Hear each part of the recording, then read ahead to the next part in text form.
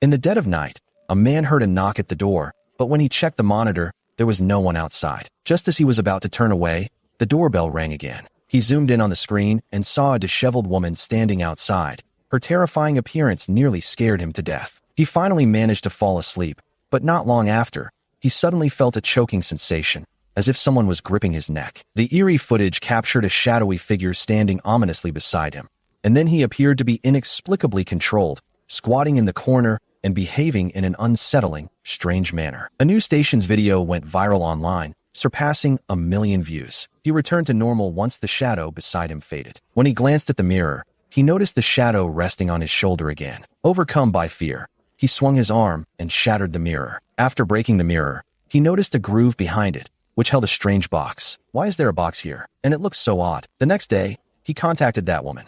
The box contained an eye, revealed by the older sister. The older sister showed her uncertainty. She warned Bagwang to leave quickly to avoid danger. Frightened by his sister's words, Bagwang moved out of the haunted house and spent the night in an internet cafe. While eating instant noodles, he received a call from a TV station employee inviting him to a live broadcast about the haunted house. Following the viral success of his last video, Bagwang needed an opportunity, so he immediately agreed without hesitation. He reached out to Hua Ling, who only advised him to be careful. Bagwang and the production team arrived at a remote villa, which, for some reason, instilled a sense of unease in him.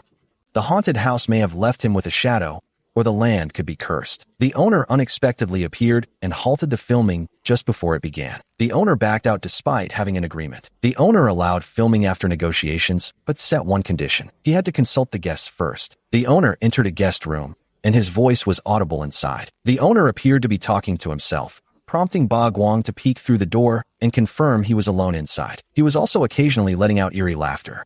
Who exactly were the guests he mentioned? Before long, the owner came out and allowed them to film. Despite their many questions, everyone hesitated to disturb the owner at this crucial time. Everyone started preparing for the live broadcast with the owner's consent. While reviewing the script, Bagwang heard strange noises from upstairs, puzzling him since only the owner lived there. Bagwang went upstairs to investigate the noise. Upon reaching the second floor, he found it completely empty.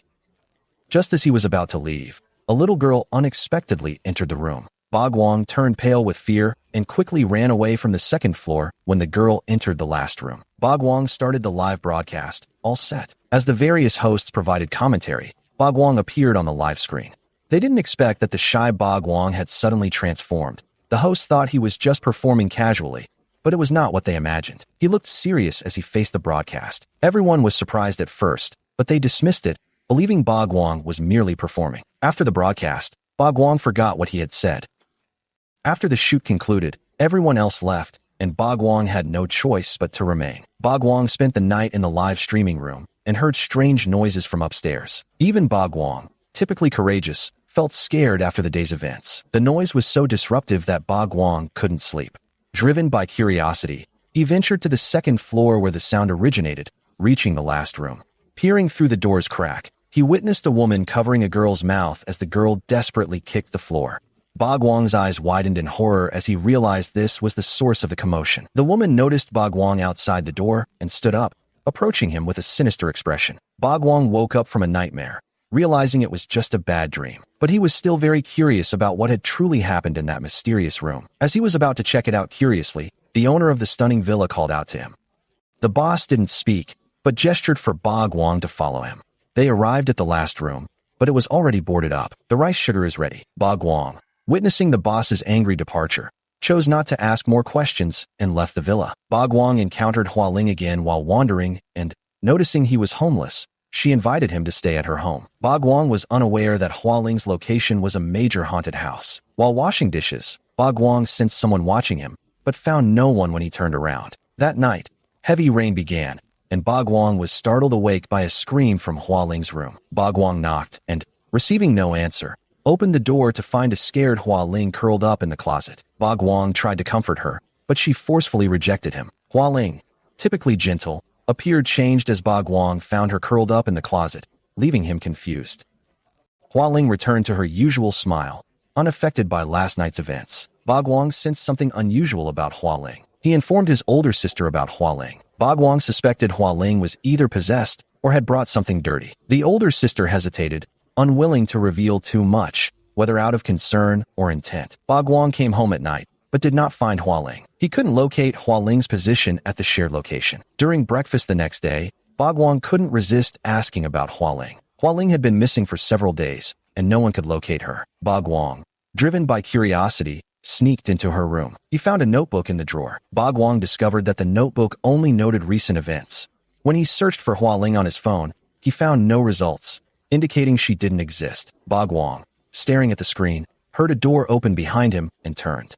Hualing looked at him in shock, while Ba Guang was too frightened to breathe. Hualing glanced down and noticed the words on her phone screen. Upon hearing this distressing news, Hualing swiftly ran out of the room without looking back. Hualing had already disappeared by the time Ba Guang pursued her. She hadn't come back by evening. While Ba Guang was deeply asleep, a mysterious figure suddenly appeared in the dimly lit room, leaving him feeling utterly paralyzed. From Ba Guang's terrified eyes, it was clear he seemed to have seen something horrifying. Then several images flashed through Ba Guang's mind, showing a girl who was Hualing as a child. As the images ended, a figure stood beside Ba Guang, exuding a chilling aura. However, it did not harm Ba Guang. As the figure vanished, he returned to normal, though he was drenched in sweat from fear. Just as he felt like he had gone through a life-and-death battle, he received a call from home. His mother was hospitalized due to illness. When Ba Huang took out the business card, he saw that the name on it was not Fujiki at all. Ba Huang quickly ended the call, puzzled as to why he had reached out to Fujiki upon arriving in Tokyo. While Ba Huang was deep in thought, Hualing entered soaked and collapsed upon seeing him, unable to hold herself up. Hualing, who revealed her true identity to Ba Huang upon waking, disclosed that her real name was Li Fan.